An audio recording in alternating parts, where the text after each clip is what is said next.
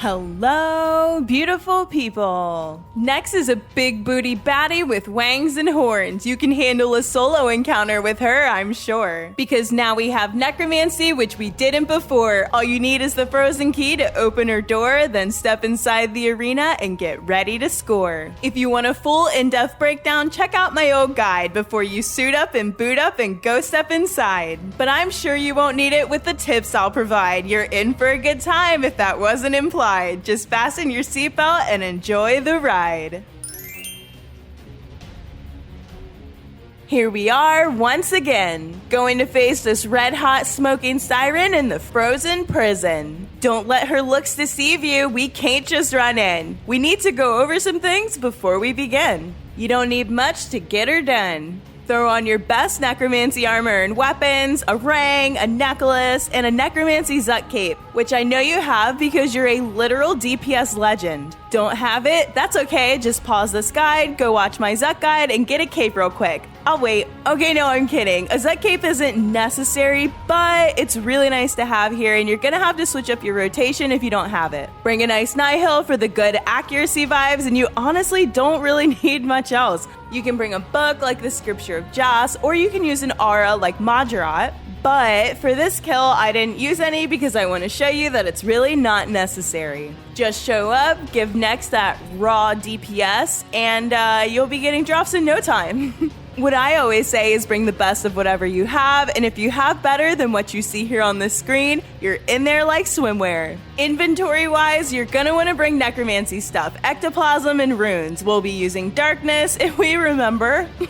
Just cast it in PVM Hub. We also might need to cast Invoke Death manually if our Death Dealer robes don't do it for us. We're gonna bring anti-poison just in case and a Vit Pot for the prison. You don't even need to Vaughn the boss. I mean, you should. I won't tell you how to live your life though, so just do what feels right. But maybe bring some Vaughn bombs to Vaughn the boss. And really, this is it. Like I said, bring what I have or better and you'll be whining and dining the pigeon lady in no time.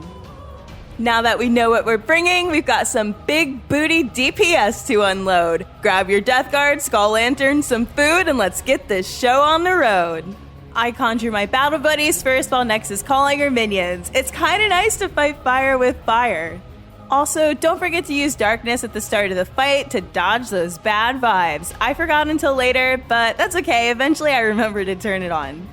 First, I'm going to anticipate so that I don't get drugged and stunned, and then I vuln her and use Death Skulls. Sometimes I use Death Skulls and vuln her, my fingers get a little happy. Then maybe throw in a Finger of Death or a Volley of Souls, and you should be pretty much phased. Dive on over to the corner boy and kick his teeth in. I mean, it's not like they need teeth anyways. Who are they gonna talk to down here?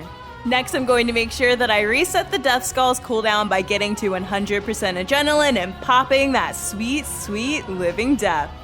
That's just going to allow me to make sure that I don't have Death Skulls on cooldown when I want to use it during the blood phase. I phase the boss, and then I throw back a shot of adrenaline renewal so that I can living death it up. Necromancy is really nice here, as you can see, because you're not going to have to worry about the bleed when the lights go out. You can pray Ranger Soul Split during this phase. It's up to you. Just do what makes you happy. It won't take long to phase her because you're a DPS god. Just make sure you don't stand on the shadow she spawns, kill the corner boy, and then hit Nex once. Hitting her just once makes her phase, then pray magic again and hold your fire. When you see her throw her arms up in the air like the crazy bird lady she is, you can unleash on her. Death Skulls, Volley of Souls, Weapon Special Ability, Finger of Death, whatever you have, throw it at her and then run!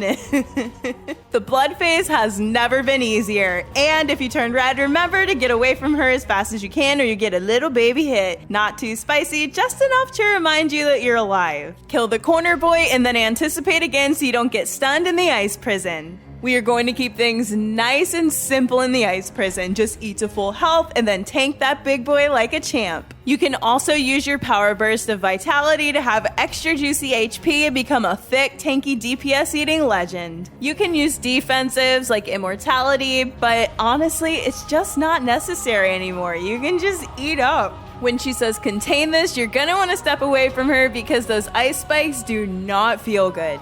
While you're killing the corner boy, you're also going to want to anticipate so that way you're ready for the ice prison. If you can't anticipate or you forget, you can just use freedom when you're in the prison. This time we're going to use a VIP pot and everything will be A-okay. Now that we've killed the last corner boy, it's time to DPS, and lucky for us, that's what we do best. Hit her with whatever you have and make sure that she's deathmarked so she goes poof when she gets below 30k HP. You can see the icon under her HP bar.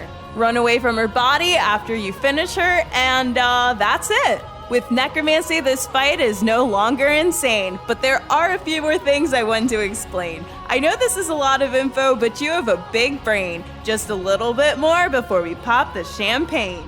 So how do you know if you're getting the ice prison or contain this first? So during the blood phase, she does her animation, right? If she does it one more time before she phases, you're getting a prison. If she does it 2 more times, you're getting contain this. If you're a mega dumpy big booty DPS lord and you don't get the animation again, then you're going to get contain this next. Another hot tip is that you can reconjure your battle buddies for free 99 after you kill the corner boys as long as you don't pick up a new target, i.e. click on next. No adrenaline conjuring? Say less. And that's it. Now that you're an expert, you're ready to farm the heck out of her, and you'll definitely get a few drops soon because watching this guide makes your RNG go burr.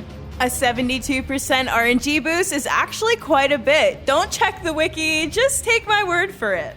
I really hope you enjoyed the guide, and I hope that it helped you. We did the thing, we beat the bird, now there's not much left to do. So now it's time to say goodbye. Adios, adieu. Like, subscribe, hit that share button, full send. Thanks so much for watching all the way to the end. Be kind to one another. See you next time, friends.